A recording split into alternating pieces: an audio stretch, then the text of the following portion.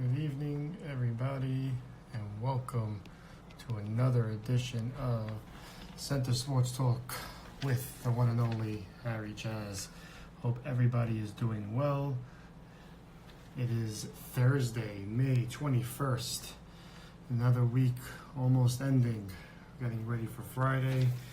Not much really to report as sports is obviously still on hold.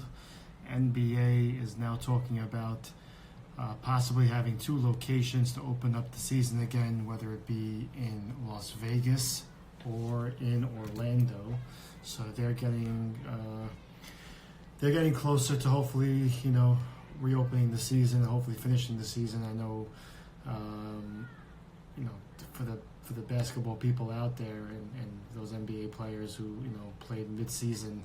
And just for it to stop right there is kind of hard. They want to finish it off. They want to know who really is the champion. I know they want to see if it's going to be Milwaukee versus Los Angeles Lakers, or will there be a surprise team now that just comes out of nowhere and just just picks up right where everybody leaves off. So that's some hopeful news coming out. I think within the next couple of days they're supposed to be coming out with some type of plan. I know baseball's also in the works of working something out and hopefully trying to open up in July. A lot of realignments. Things are moving. Things are going in directions. We're hoping little by little that it will start to open up, and we will have some type of sporting events coming soon. And obviously it will be without fans, but again, that's really better than nothing. And we all need that. We need something to be watching. We need some sports. I mean, it's tough, and not much really, going on in the world of sports, and you're just looking for that breaking news segment coming out of nowhere, saying that NBA and the players have announced that they're going to start X, Y, and Z. Of course, you want everybody to be safe. You want to make sure they have all the protocols in place for all of this to happen, and that's the foremost, most important thing in order for this all to work out. So hopefully they have those plans made up. I know it's not easy, but definitely as a fan, I know we all want that coming out. Shout out to David Salame. Thank you for always tuning in. Appreciate it. So tonight we have a special guest, Joe Sutton. Will be joining us momentarily on the show. This guy is a tremendous guy. He just knows how to put a smile on your face, takes all your worries away, just makes you laugh. Great with the kids. He is the 8U Cyclones coach, our travel baseball team, and he does tremendous work in the center. Great, tremendous guy. We're going to get him on the line right now. So let's get him on.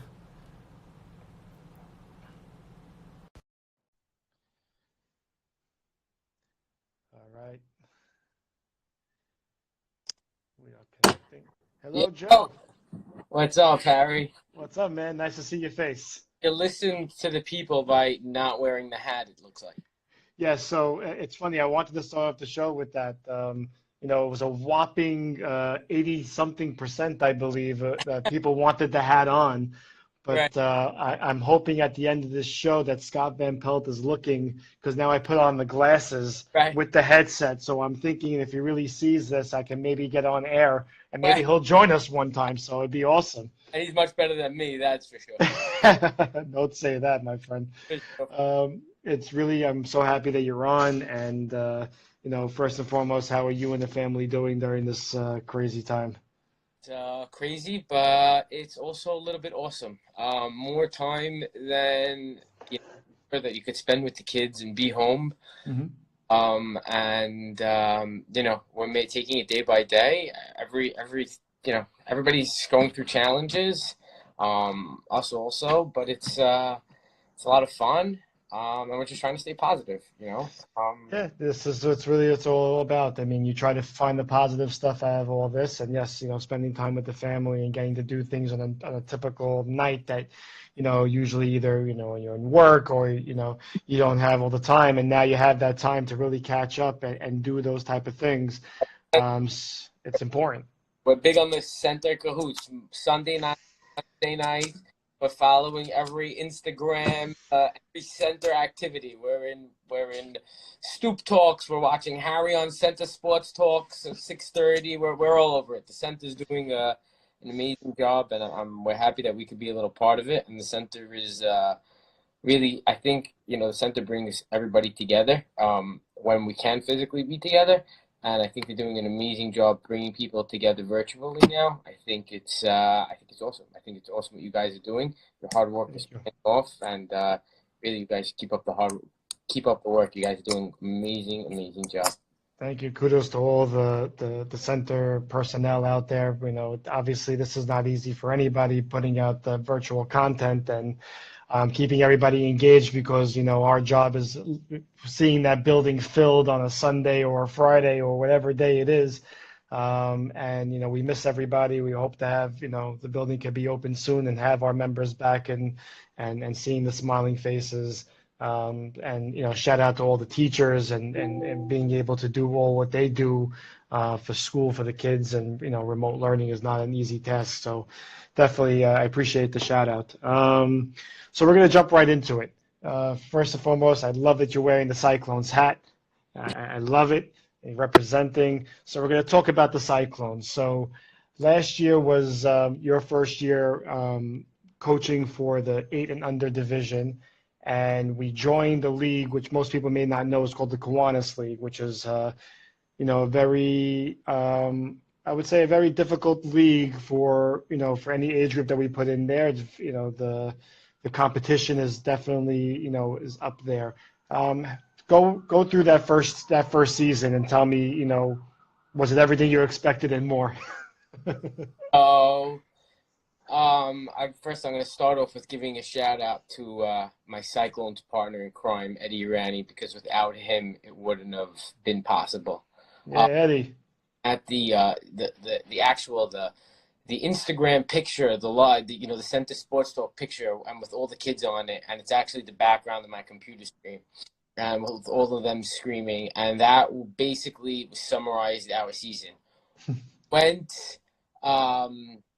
So just to start it off, where we go, my son's loves to play baseball, him and his friends, and you gave me a call and you said, you know what, hey, you want to come coach this 8U team? And you know what, I said, probably nothing more exciting and better than I can do. I love being with the kids, and some people say, oh, it's crazy, how do you leave work to do your kid? I put a price tag on that to be able to coach a bunch of kids in something that they really love to do.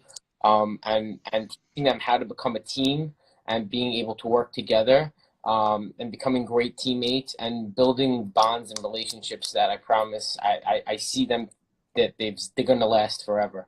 And I think it's priceless, and to be able to be a part of it was so awesome.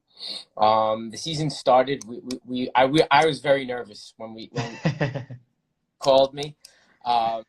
And I remember you, Matthew, we had a phone call, I think it was in like December, you and Matt Dweck, and you guys said, Joe, you could do it. I said, okay, just guys, we're not going to be good. We never played travel. We play the DSN where the dad tosses the ball to the kid, and this travel team, you're talking to a bunch of first graders.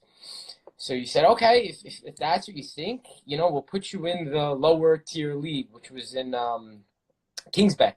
Mm-hmm. Said, okay, no problem. Let's do it, Harry. Let's do it. So we get to the Kings Bay the first night, and it was freezing, and it was an early March game, and you know what? And the kids, they practiced, and they were in their jerseys, so excited, and they were like rooting on for each other.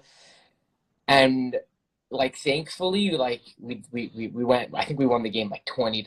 It was like crazy. But it was so crazy that I called you and I said, Harry, I think we got a problem. I think I underestimated these kids a little bit, and we're too good for this league. So you pulled some strings for us like you always do. You were amazing. You got us into this better league, which, like you mentioned, was this Kiwanis League. So we switched leagues. So we go into this Kiwanis League now. It's the next Wednesday night. And I think we probably played one of the better teams at that night. And we got our butts kicked like 20-0 in reverse. Like, what? We were the best. And I kind of like, in a way, Eddie Irani and I, we were excited about it, because it wasn't just, it wasn't, we didn't want to bring a team that could just like steamroll over, but we wanted to really teach these boys character. Right. And losing is okay. And we wanted to teach them how to lose, which was very important to us.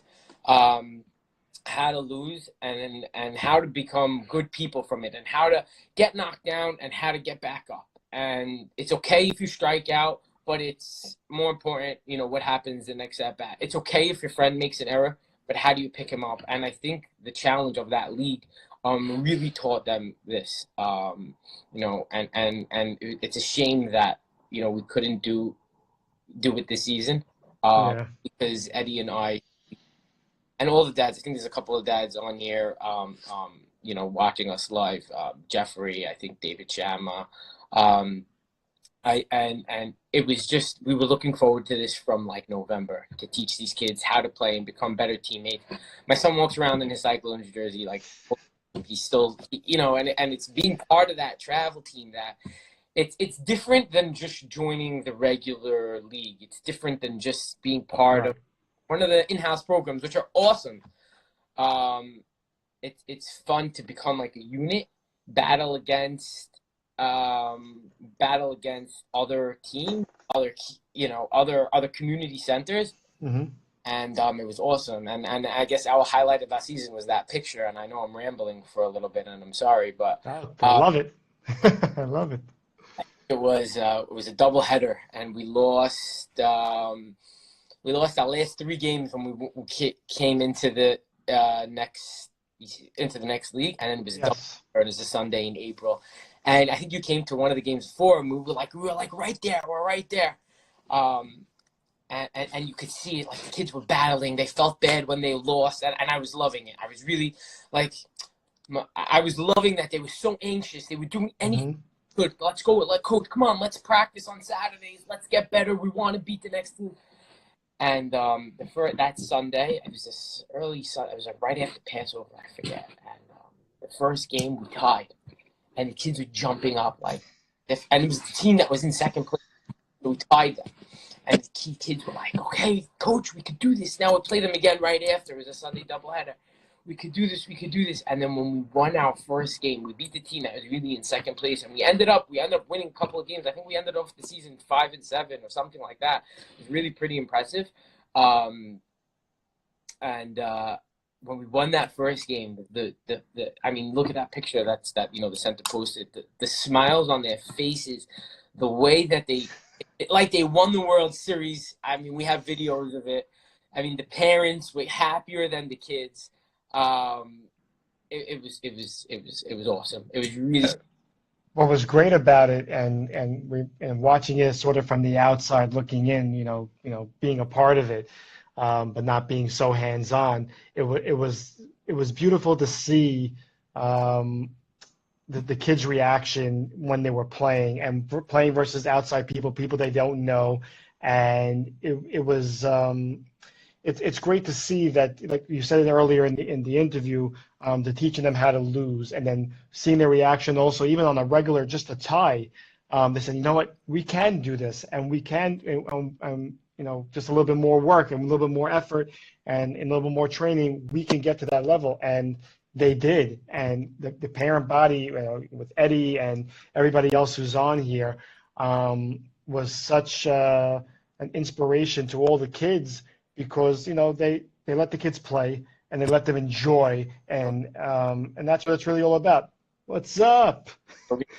You're on live TV. Say hello. Go get out of here. Go take your sisters.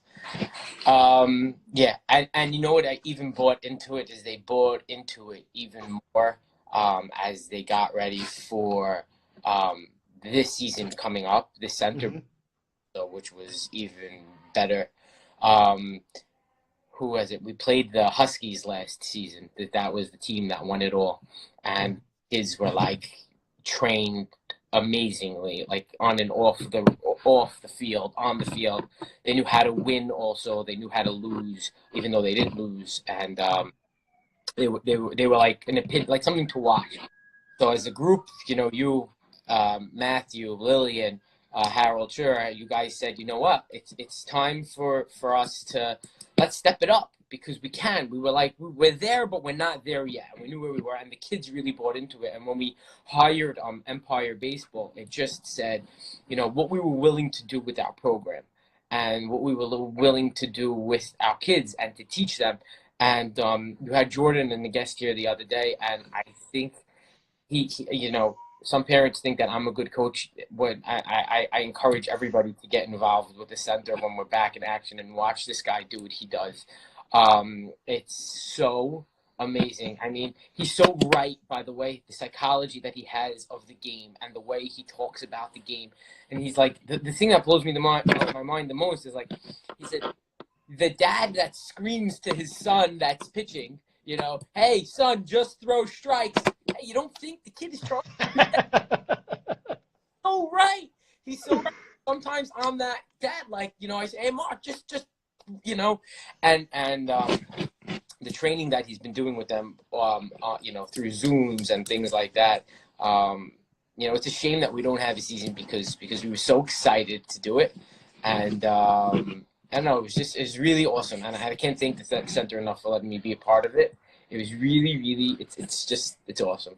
No, listen, we try our best to up our game and give the kids the best type of product that we possibly can. And with you guys at the helm, it's, yes, the training is one thing, but having somebody like you and Eddie and the dads who are on this team, makes it easy, because if you guys buy into the system, the kids buy into the system. And listen, at 8 years old, they're not expected to know everything about baseball, and this whole entire process is for them to get better in a game that they love. And it's always been, before basketball, has always been baseball for me, and even watching it as a kid, even playing in high school and all those type of things. But having this at an early age, the kids don't realize what they have, because we didn't have this when we were younger. We had the Edward M. Dweck Little Leagues, and we had all that stuff. But to play travel baseball at the age of 6, 7, 8 years old, yeah, never heard of. No, and it's funny because we took this concept, and unfortunately it wasn't through the center, but we took the concept then, and after we saw what transpired of being a team and grouping together. My son's also a big ice hockey guy, So after this winter, we were able to get in that team sport of hockey. He played on a travel ice hockey team, and we did like what we did with Cyclones when we joined some tournaments and things like that. We joined some tournaments with the ice hockey team, and I'm the biggest advocate for team sports. I love basketball. Don't get me wrong; it's a very big team sport. But it's a sport where you can, one guy could take over. And there's nothing wrong with it. I'm not hating on basketball. I know they label me as a hockey, baseball included. Like, she'll yell at me, why he's not practicing his layups and why are you doing ice hockey drills? Because basketball is what our community is, and it is, and it's important. But I'm a big advocate of team sports. I'm a big advocate of relying on the guy next to you, of picking the guy up that's next to you down. And you need that in sports like hockey and baseball, especially. If your pitcher's having a bad day, we got to bring somebody in. And so on. I don't know. It's just everybody. I'm a big fan of that. Big fan. Yeah, it's important, especially for the kids at this age, because to learn how to play with a team, and picking up a teammate when they're doing, when they're not having their best day, and learning how to lose and learning how to win graciously and not, being so cocky and things like that. You could be confident, but at the same time, those are valuable lessons to take with you, not just in sports, but in life. I think if you could teach that, and I think that's what we're doing as the Cyclones, if we could teach that at such an early age, at 6, 7, 8 years old, we have Jeffrey Gindy's on over here. His son is Jack Gindy's starting pitcher for our team. Jack knows that when he's not pitching a good game, and my son will come and give him a tap. Jack, don't worry, we got you. Or if somebody makes an error in the outfield, it's just, there's nothing more important than being able to pick each other up. And I think also as a community, that's what we do. People And especially now, it's so funny. Coronavirus, this whole thing, people, it's just, pick everybody up when you can. And the fact that we can teach it at such a young age, it's awesome. It's really awesome. No, it's important. So just, I guess an important question, not so important, but just curious because I'm a dad coach also, and I've actually gotten to coach my daughter in the first ever travel girls basketball team. And we unfortunately only got to play one game, so I only coached one game for her. But but I wonder what it's like, coaching your own child and how that is, and is it something, for me, it felt, it felt great, but at the same time, it's a different way of coaching in a sense. So I'm curious to know how you feel on the subject. So I didn't master. I'm not a master at coaching. I'm just the dad that yells the loudest. So that's why people coach. I'm really not. And it's funny because I was really looking forward to this year's Cyclones team because I thought as we progressed the season, we were going to replace, Eddie and I as coaches and more of take a step back in the role and let the Empire crew coach them. So I was like getting excited that I didn't have to coach him. And I wanted somebody else to coach him because he looks up to me and he's always looking at me like, Dad, what should I do? Dad, should I do this? Dad, should I do that? And in a way, I'm ready to give that up a little bit. I want him to learn from somebody else. And Eddie was great at that as the season went on. My son struck out a couple of times and Eddie would come to me. Eddie was a great partner. He was like, I got him. You don't need to go coddle him or yell at him or this, that. I got him now. So it was great that I always had that partner. And even in ice hockey, I was able to have, that other half. Ike Cabasho, who's on also, he was a coach with me on that. And he was able to take that over. So sometimes, like, when he succeeds, I don't let him gloat. And then when he fails, I try not to be, although I want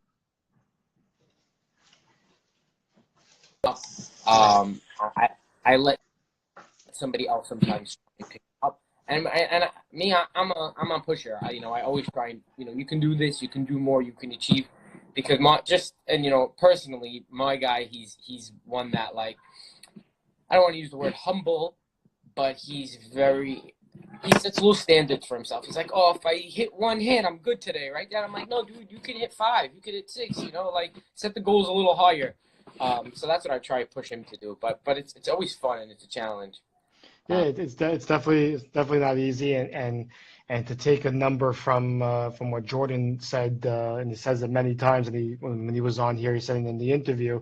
It's just telling the kids, the most important thing you could tell somebody is just, I love the way you play, Right. And just knowing, the kids don't want to disappoint anybody, obviously, and they think because they don't do well or this and that they disappointed you, and that's not the case. You want the child to be able to enjoy the sport and play and have fun with their friends and learn from the experience, and that's really what it's all about. And like I said, between you and Eddie and all the other dads, really do a tremendous job with that, especially at an age group of 8 years old, 7 years old. It's definitely not an easy age to coach and to get them to all buy into something that you're looking to do. So kudos to you guys. It's really it's really important. Also, say hi to Harry. Hey, hi. We're gonna ask Daddy some more questions. Okay, almost done. So I guess what would be the message? It's all good, don't worry. What is the message that you hope that these Cyclones get out from you and from Eddie and from the rest of the coaches? What do you want them to get out of this? Teamwork. The whole thing is just pick each other up. There's no, it's not one person show. If one guy does bad, pick each other up. Be there for each other. We want to create a brotherhood, a place where they could just all just be one. My biggest thing in practice is I always do this before every practice. I make everybody say each other's names, not just say in the first practice we say, hi, my name is Joe, but my favorite baseball team is the Yankees, and we go around. And then the next practice, I like next to me say, hey, what's his name and what's his favorite baseball team? I'm very into the camaraderie, and being a team and being one unit. And if one guy fails, it's okay. We'll pick you up.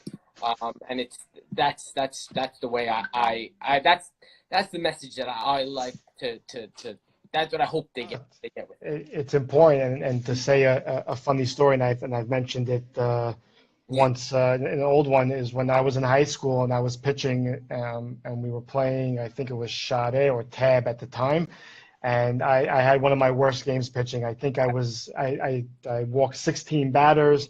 It was just something they had never heard of, and I was obviously hard on myself, and I knew my teammates were, deep down inside were upset too, but they all came over to me and said, "Don't worry about it. It's all good. You'll get them next time."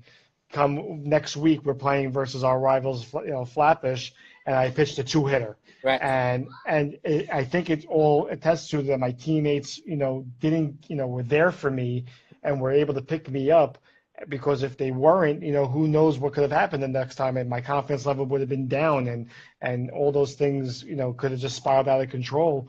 And then by giving me the confidence, and you say, I have teammates have my back. Yeah, I had an off game. All right, let's bounce back.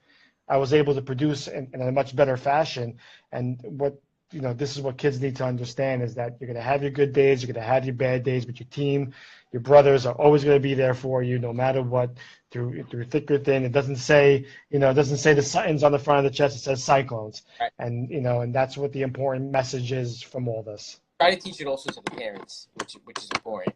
We say it like Cyclones meeting, when we meet up with all the parents. I said, guys, I tell them I'm crazy, or sometimes they just think I'm doing, nonsense. Where I say, I'm okay to go 0 wins and 16 losses, as long as we learn how to lose and we're there for each other, and the kids learn how to be a unit and they learn how to pick each other up. And learning that is more important of a life lesson than learning how to win and winning games. Yes, winning is important and winning is fun, and I'm not going to go out there, and it's a travel team, so it's not like we're just going to play every kid because we want to. We want to win, and we want to win too. Mm-hmm. But learning how to lose is just as important. And learning how to win graciously is just as important. But being a group of kids that can pick each other up when things don't go right, that's the biggest key. And 100%. Learned it yet, but I'm trying to instill it into my son. And like Jordan says, words that every parent should always tell their kids is, I love the way you play. I love the way you play. Don't be hard on, as parents, don't be hard on your child if they get out, if they strike out, if they don't score a goal. I love the way you play, and if they love, you there, then they'll exceed more. They don't need more pressure on them. Yeah. Right. It's precious moments that you look back on, and being there, whether you're a coach or just not a bystander, but just watching from the crowd. It's things that you appreciate and you get to watch. And I remember when my dad was watching and playing when I was in Edward M. DeWeck, and still have my championship jacket, and I still have all those things. I remember those times. And that's what you want them to remember. Not about, I struck out 25 times in this game. You want to make sure they know the real importance of the team. Right. That's what it's really about. Even if they win, it's not about it's not about, oh, we won the game. We did it together. We were able to do this together. We were able to win as a team, lose as a team, and like you said, pick each other up. You remember that loss that you mentioned before, but you remembered more, not your performance the next day, but the fact that your teammates were able to pick you up. Kids could walk with memories. That, I think it's priceless, and I think that's what all of us at the center we try and do. Give it. I think that's why the center is so important for our youth. For the kids in the community, because it's lessons beyond just textbooks and Zoom schools and things like that, and it stinks because it's the interaction between kids, and although we can't do it, and hopefully we'll be able to do it soon, it stinks these lessons that it's pivotal that we just can't teach to them now, but it stinks, but we'll get through it. Yeah, we'll definitely get through it, and hopefully, like I said, those doors will be open, and our gyms will be filled, and the laughing and the ball playing will be, never thought you could hang out on a Sunday before. It's what, it was the weirdest feeling in the first couple of Sundays, where you're like, I should be in the building, and why is there not 5,000 things going on right now, and I'm home, and it's an odd feeling. But like I said, I miss it. I miss the kids. I miss the noise. I miss the hustle and bustle of the building. And like I said, I hope that it comes back very, very soon. So we're going to talk about MLB for a little bit, and I'm going to let you go. So, you're a Yankee fan just like me. Obviously, I'm sure you're upset as well that the season's not starting, but there's some promise that they're looking to start this hopefully somewhere in July. Whether they're going to be playing in everybody's stadium or only using two remote locations. The Yankees had some setbacks with some injuries, and they have not won a championship for them since I want to say 2009. So we're going back now 11 years for the Yankees. That's a long time. Do you think they're in good shape if the season were to start and it's an 82 game whatever season? You think they're in line to hopefully make the World Series? I hope so. I hope so as a fan. Starting pitching is going to be key, like it always is. I think the sign of Garrett Cole was ginormous, and Right. they, could push him a little harder. It might be, who knows what could happen in 82 game, how the schedule is going to be. To the pitchers, are they going to be throwing every fifth day? Will they push harder? Right. Do they get Paxton back? Can he pitch? What's going on with, could Judge and Stanton play? Did this coronavirus allow them to heal? I hope so. Stanton looks like he's a little bit better, but we haven't really gotten much news about Judge in terms of how well he is with his ribbon. Right. And I think it's going to become, I think it's going to be a lot of bullpen. And the Yankees have somewhat of a deeper bullpen. I think the Mets actually have a pretty decent bullpen if they don't blow it. Right, exactly. Okay.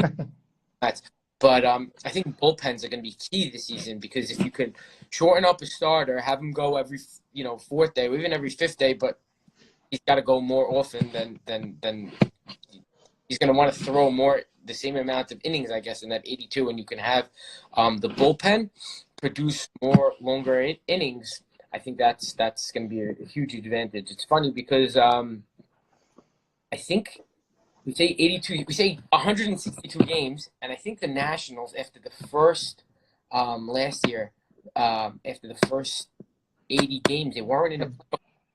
No. And then they had an amazing run at the end, and then they ended up winning the World Series. So go figure. Does all 160, it comes to make you think, does all 162 really count, or is it just the 82? That's That's a good point. So it's something to think. I'm always a believer in it's they always used to say this on Carton always used to say this on his show, Boomer and Carton. Every team's going to win 50 and every team is going to lose 50, right? That's fact. You're not going to have a team that's going to win more than 50 or lose more. That's just fact. So, boom, put that 100 aside. Let's make it a 62 season. He was always an advocate of that. Let's just make it 62. Right. No teams are going to go both ways. And I guess what? Now we have it. So, let's. I hope it turns on sooner than later. I mean, I'm a big baseball guy. It stinks that we can't go to the stadium, but like you said earlier when you started the show, we'll take anything. Mm-hmm. The summertime, me and my son, we've gone to Wrigley, we've gone to Philly, we planned on this summer, we planned on going to Boston. We like to go to different stadiums and do that, to have that bond between us. And our goal eventually is to hit them all. Me too.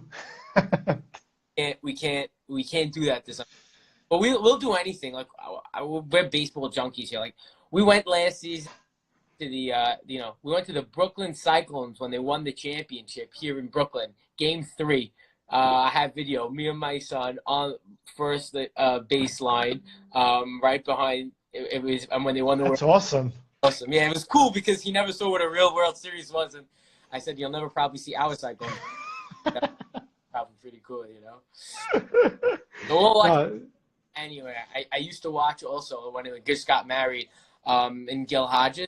I had an apartment right over there, and we used to watch the kids all the time. I used to come home from work and just sit in the field and just watch them play. I love baseball. I love baseball. Yeah, It's one of my favorites, all-time favorites for sure, and hoping that baseball does start up soon, and obviously they got to make sure everybody is safe and they have all the protocols in place in order for it to happen, and that it doesn't just start and then shut Right. down right after.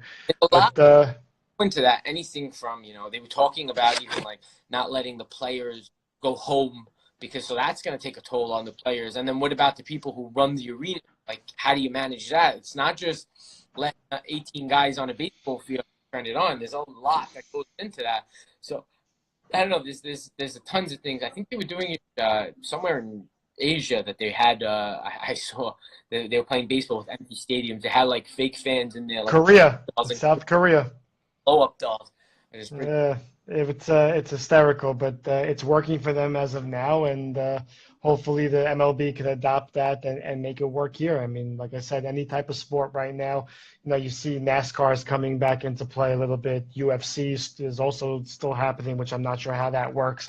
Um, and you're seeing it little by little, so hopefully we'll get to where we need to get sports back into. And like I said, as long as they do it the right way and everybody's safe, that's what it matters. Joe, I want to say thank you so much for being on. Like I said earlier, you're like a breath of fresh air and just always positive and making you make me laugh and put my worries away, which is great. Your worries, not my wife's worries. Said, hope she watches the interview. Harry, No, but your show is awesome. I tune in, whether it be live or I watch it.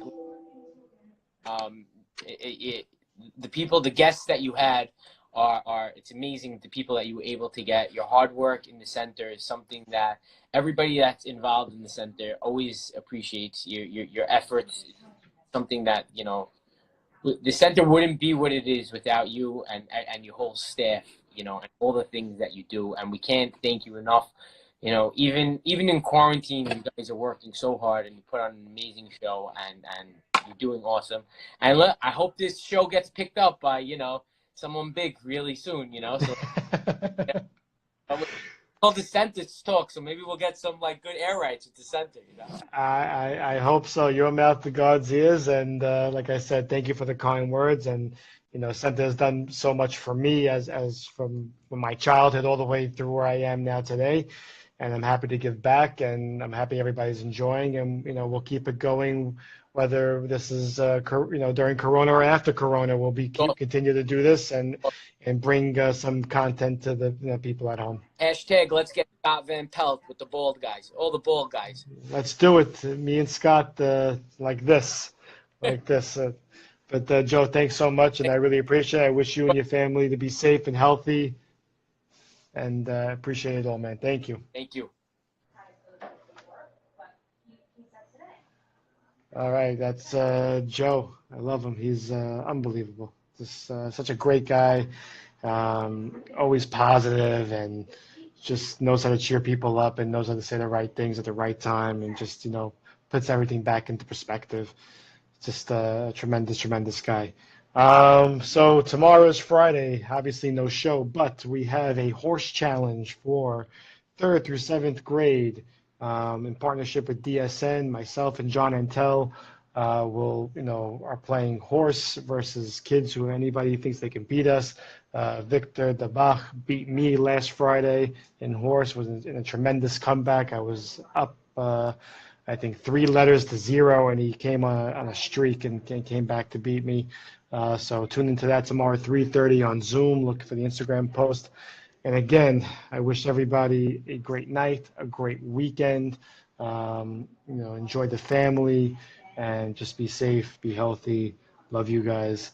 And this is Center Sports Talk with Harry Chaz, the Scott Van Pelt lookalike. Scott Van Pelt, if you're on here, I would love to have you on the show, or come on your show. We match. We got the look.